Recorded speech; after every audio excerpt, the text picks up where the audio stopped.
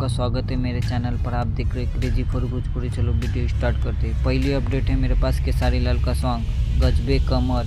ये सॉन्ग कल सुबह रिलीज होने वाला है। नेक्स्ट अपडेट है मेरे पास दिनेश यादव का मूवी में का सॉन्ग होने वाला है। सॉन्ग का नाम है इंडिया से आइल बानी निरहुआ हिंदुस्तानी। ये सॉन्ग आज सुबह 7 बजे रिलीज होने वाला है निरहुआ ऑफिशियल चैनल पर। 7:30 बजे रिलीज हो रहा है।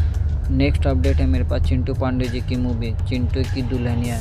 ये 20 सितंबर से आपके नज़दीकी सिनेमा घर में रिलीज हो रही है। नेक्स्ट अपडेट है मेरे पास नीलकमल सिंह का सॉन्ग हमार लेखा मरद।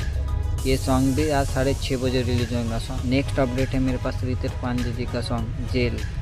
ये सॉन्ग आज सुबह रिलीज होने वाला फुल सॉन्ग। नेक्स्ट अपडेट है मेरे पास समर सिंह का सॉन्ग नथिया पिया। ये सॉन्ग भी आज सुबह रिलीज होने वाला है 7 बजे।